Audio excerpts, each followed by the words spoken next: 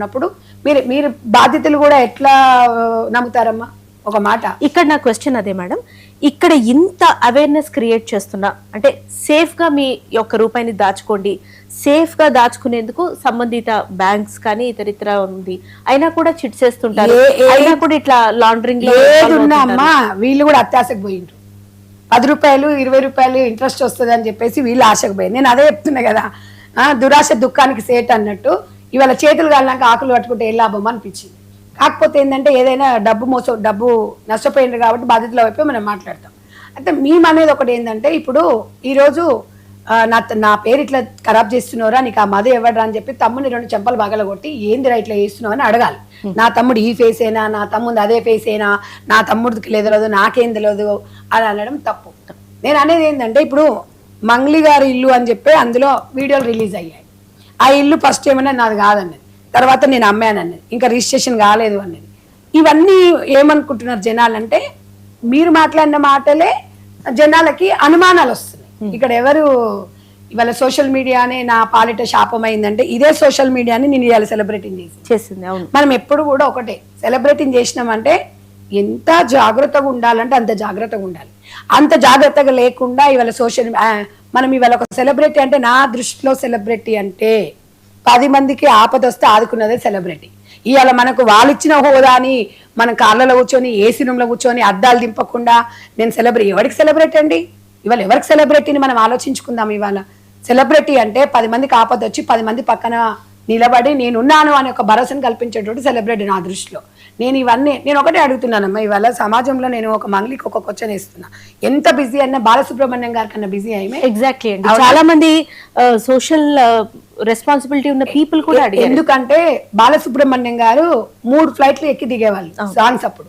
జానకమ్మ, సుశీలమ్మ, చిత్ర గారి కన్నా ఎక్కువ అదే భగవంతుడు మీకు ఒక మంచి వేదికనిచ్చాడు. మంచి బ్యాక్గ్రౌండ్ లేకుండా వచ్చి ప్రపంచవ్యాప్తంగా ఈషా ఫౌండేషన్ వాళ్ళకు అవకాశం ఇచ్చారు. చాలా ఎవరికి రాలేదు. ఇంత అదృష్టం వచ్చినప్పుడు మనం ఎంత జాగ్రత్తగా ఉండాలంటే, అహంకారం అనేది మనిషికి ఎప్పుడు కూడా ఉండకూడదు. ఇక్కడ ఏమవుతుందంటే, ఒక విషయంలో కొన్ని అనుమానం కూడా ఏంటంటే, ఈ అమ్మాయి ఎదుగుతుందంటే చుట్టుపక్కల కొంతమంది కొలిక్స్ ఉంటారు కదా, కొన్ని బట్టగాల్సి కూడా మీద పడేయచ్చు కొన్ని సందర్భాలలో. ఎందుకంటే ఎవరికి లేని అవకాశం నాకు వచ్చింది. ఎందుకంటే గ్రామీణ ప్రాంతం నుంచి వచ్చిన అమ్మాయి ఇప్పుడు మొన్న బర్త్డే పార్టీ చేసుకున్నప్పుడు 6 నెలల నాడు బర్త్డే పార్టీ వేసుకుని ఖరీదైన గిఫ్ట్లు ఇచ్చి అక్కడ డ్రగ్స్ కేసులో కూడా కొంతమంది అరెస్ట్ కావడం జరిగింది.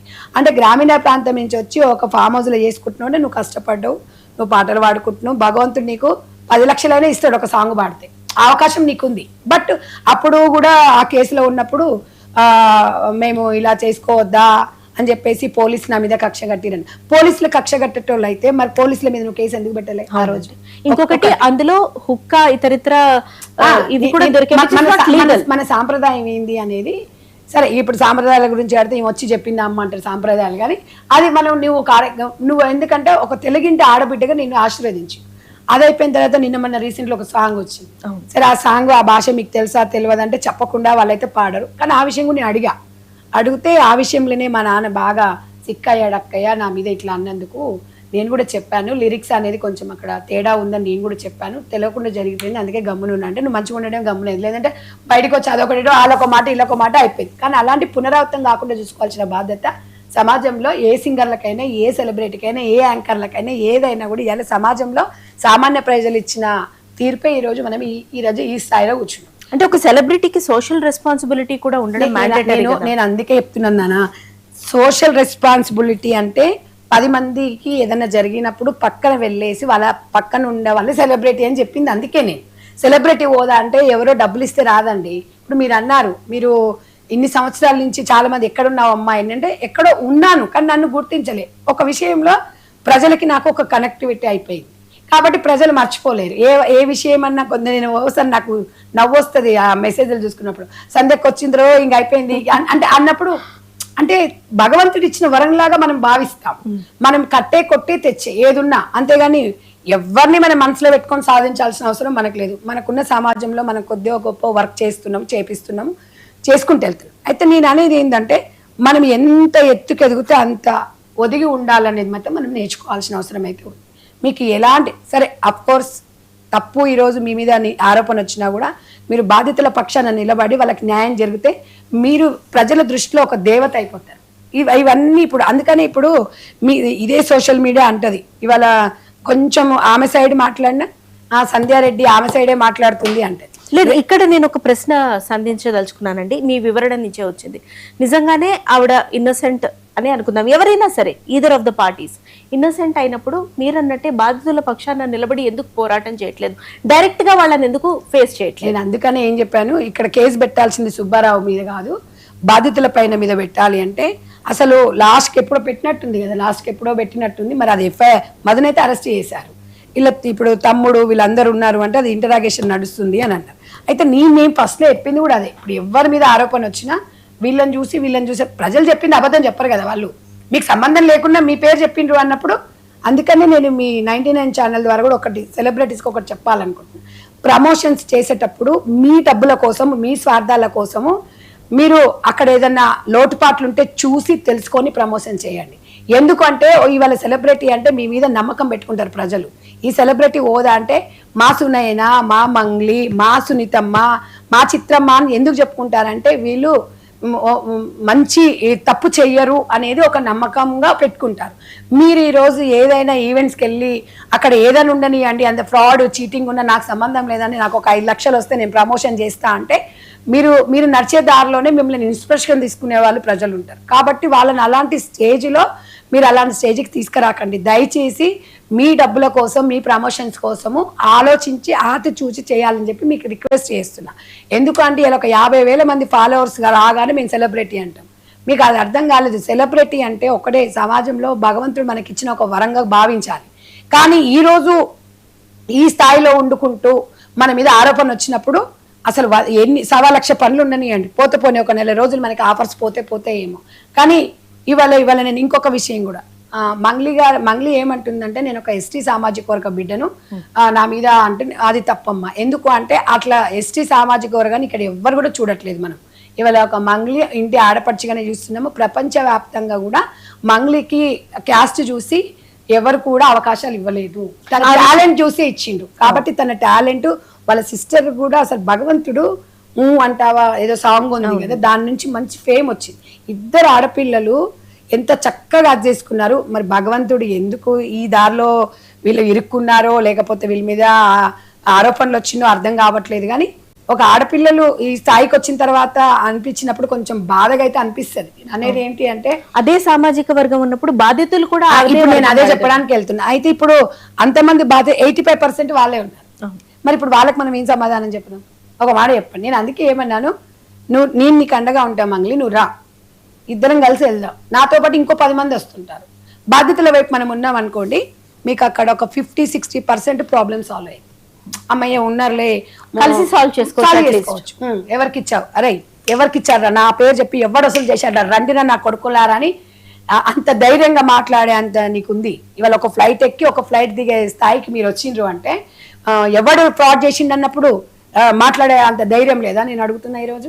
అప్పుడు వచ్చేసి నడవండి, మీ పక్కన వస్తా అని చెప్పేసి నేను నా మీద వచ్చింది అనుకో, నడవండి రా పదండి, అసలు నిజాలు ఏంటో తెలుసుకుందామంటారు. ఇప్పుడు మీ మీద మీరుందా అమ్మా ఈ ఫోన్ నువ్వు తీసుకెళ్ళావు అంటే నేను ఎందుకు తీసుకెళ్ళాను అంటావా, లేకపోతే అలా ఎలా తీసుకెళ్ళి అట్లా గట్టిగా అంటావా అనేవో చెప్పు. గట్టిగా అంటారు. మరి ఎందుకు అనట్లేదు ఇక్కడ? నేను అనేది అదే. అందుకనే అక్కడ అందరికి అనుమానము అనేది వస్తుంది తప్ప మీరు చేసినారని ఎవరు చెప్పట్లేదు. మీరు చేసినారు ఉన్నది అంటే ఈ డిస్కషన్ ఇది ఇట్లా ఉండదు. కాబట్టి నేను ఒక్కటి చెప్తున్నా, ఇప్పటికీ కూడా మనం చేసే వీడియోస్ ఇవన్నీ ఒక్కటమ్మా, సోషల్ మీడియాని మనము డిజిటల్ మీడియాని ఆపలేము. ఇంటింటికి ఒక డిజిటల్ మీడియా అయిపోయింది, ఇంటింటికి ఒక సోషల్ మీడియా అయిపోయింది. మనం ఎవరిని నిందించడానికి లేదు. ఒక్కసారి పబ్లిక్లోకి వచ్చిన తర్వాత పబ్లిక్ ఫిగర్ అన్నాక కూర్చున్న బాధనే, నిలబడ్డ బాధనే, ఏం చేసినా బాధనే ఉంది. అందుకనే మా నరదిష్ట అనేది ఎట్లుంటది అంటే జాగ్రత్తగా మనము అది చేసుకుంటూ వెళ్ళాలి. భగవంతుడు అదృష్టం అనేది సెలబ్రిటీ అందరికి రాదు, మీకు ఆ భగవంతుడు ఇచ్చినాడు. కాబట్టి ప్రజల పక్షాన నిలిచి వివాదాలలో చిక్కుకుంటున్నారు ఈ మధ్యకాలంలో చాలా చూస్తున్నాం మేము. సో నేను బాగా ఎదిగాను అంటే నువ్వు ఎదగాలని మేము కోరుకుంటున్నాం. మీ మీద ఇదన్నీ ఊహాగానాలే అని కూడా రావాలనుకుంటున్నాం. మీరు ఒక తెలంగాణ కానీ ఆంధ్ర కానీ వీళ్ళ దేశంలో నిన్ను అసలు మంగ్లీని గుర్తుపట్టని వాళ్ళు ఉండరు. సొంతంగా మీరు ఒక ప్రైవేట్ ఆల్బమ్స్ చేసుకుంటారు, మీకు ఫాలోవర్స్ ఉన్నారు, మీకు మీ సాంగ్ బాగా పాడుకుంటారు. అసలు తెలంగాణ మీరు తెలంగాణ సాంగ్స్ విషయంలో అక్కడ ఆంధ్రప్రదేశ్ చెందిన అమ్మాయి అయినా కూడా తెలంగాణ బ్రాండ్గా తనకు బ్రాండ్ అంబాసిడర్గా ఇవాళ తను ఉన్నారు. అంటే ఇంత ఉన్నప్పుడు మనకి ఎంత రెస్పాన్సిబిలిటీ ఉండాలి అనేది. కొంతమంది ఏం చెప్తారంటే మంగళి ఎందుకు వస్తుందండి, ఆమె ఎందుకు నిలబడుతుంది, నామకేం అవసరం అంటే, ఇప్పుడు ఎవరికి అవసరం అని చెప్పి ఇలా సమాజంలో సమాజ సేవ చేసుకుంటూ అందరం వచ్చి టీవీల ముందు మాట్లాడుతున్నాం. మనకి ఏమైనా పదవి ఒక ప్రశ్నించడానికి పదవి అక్కర్లేదమ్మా.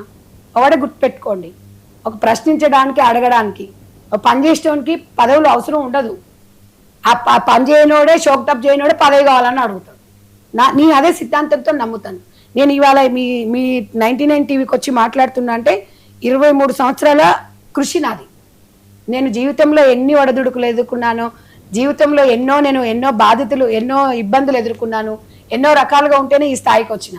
ఇప్పుడు నన్ను ఎవడో బెదిరిస్తే బెదరడానికి, లేకపోతే ఏముందండి, సగం జీవితం కాదు, 60% జీవితం అయిపోయింది, 65% అయింది. ఏదున్నా నాకు తెలిసింది నేను చెప్తున్నాను, అంతేగాని ప్రతి విషయంలో నువ్వు దూరుతున్నావు అని అంటే మీరు నమ్మరమ్మా. రోజుకు నాకు కనీసం ఒక 1000 కాల్స్ వస్తాయి. అంటే ఇట్లా గట్టిగా మాట్లాడిన వాళ్ళకి చూస్తే అబ్బా మా కష్టం వస్తే ఏదైనా కానీ అందరికి నేను చేయలేను కదా, అందరికి నేను చేయలేను. ఒక్కొక్కసారి నేను కూడా ఫోన్ చేసినప్పుడు వాళ్ళ ఇంట్లో వాళ్ళ హస్బెండ్ కొట్టినా కూడా ఫోన్ చేస్తారు. అంటే కొన్ని మనం కూడా కొన్ని టెన్షన్స్తో ఉంటాము.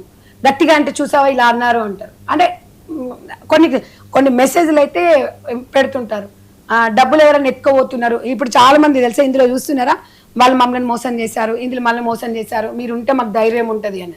అది గాడ్ గిఫ్టే, కానీ మనకి 24 గంటలే ఉంటాయి టైం. అన్ని చేసుకోవాలంటే నేను కూడా అన్ని పనులు చేసుకోవాల్సి వస్తుంది. కాబట్టి భగవంతుడు ఇలాంటి అవకాశం ఇచ్చిండు. కాబట్టి ఏదైనప్పటికీ మంగళికి నేను అండగా ఉంటాను. డెఫినెట్గా మనం బాధ్యతల వైపు ఉందాం. మనం అండగా ఉంటానంటే మీరు బాధ్యతల వైపు ఉంటానంటే 100% మీకు బాధ్యతల వైపు. మీరు ఇన్నోసెంట్ అంటున్నారు కాబట్టి, మీ ప్రమేయం ఏది లేదు అంటున్నారు కాబట్టి, మీరు నిజంగానే మీ ఇన్నోసెన్స్ ని ప్రూవ్ చేసుకోవాలి. అది ఎవరైనా సరే కొద్దిగా మనం పోస్ట్ పోన్ చేసుకుందాం. ఆఫర్స్ ఏముంది, రేపు మీరు నిజమేంది అదేంది అన్నప్పుడు అవే బయటకు వచ్చేస్తాయి కదా. అప్పుడు అందుకనే కదా ఈరోజు మీరు కూడా అంటారు, రేపు తెలుసో తెలియకుండా మనం అన్నాం అనుకోండి, అంటే ఏమంటారు, మీరు సంధ్యారెడ్డికి నోరు దుర్స్ ఎక్కువ అండి అన్నది అంటారు. అవునే కదా. ఇప్పుడు ఒకవేళ అలా మాట్లాడలేదు అనుకోండి, అట్లా ఏంటండి ఈవిడ గారు, ఏంటండి ఈమెకి ఏమైనా అందాయండి అంటారు. అంటే నరం లేని నానక రెండు మాట్లాడతారు. అందుకని నేను ఏమంటానంటే ఏదైనా సరే రెండు బ్యాలెన్స్ చేసుకోవాలి. ఇవాళ పదవి వచ్చింది లేకపోతే మనకు సెలబ్రిటీ అని ఎగిసిపడేది లేదు, ఎవడో అన్నదని బాధ. రెండు బ్యాలెన్స్డ్గా ఉన్న వాళ్ళే సమాజంలో ఒక సోషల్ వర్క్ చేయడానికి అయితే వెళ్తాం. ఎవడో ఏదో అన్నాడని నేర్చుకుంటూ కూర్చుంటే బయటకు వచ్చేటోళ్ళమే కాదు. ఎవడన్నా ఏమన్నా అనుకోకొని పోతే ఇవాళ పోతాం, ఇవాళ ఒకటి రేపు రెండు, ఏదో ప్రజలకు మంచి చేయాలి అనేది ప్రజలు ఆశీర్వదిస్తారండి. ఇవాళ ఒక్కటే ఏదైనా, ఇవాళ సినీ రంగం కానివ్వండి, మీడియా రంగం కానివ్వండి, పొలిటికల్ కానివ్వండి, ఏదైనా కూడా సమాజంలో మొత్తం సమాజంలో ఉన్న ప్రజలు అంతిమ తీర్పు, ప్రజలదే లాస్ట్కి అంతిమ తీర్పు ఉంటుంది. ఎందుకంటే ఆ ప్రజలే నష్టపోయినప్పుడు, ఆ ప్రజలే బాధపడుతున్నప్పుడు ఈ పదవులు ఇవన్నీ మనకి ఎందుకు, ఈ హోదాలు అనిపిస్తుంది. వాళ్ళు ఇవాళ బిలో పావర్టీ దగ్గర 5 లక్షల రూపాయలు ఒక్క ఇంటి నుంచి అంటే కష్టం తినక దాచుకొని వేసుకున్న పైసలు, ఆ కష్టాన్ని చూస్తే ఇవాళ వాళ్ళ బాధ అనేది మనకు తెలియదు.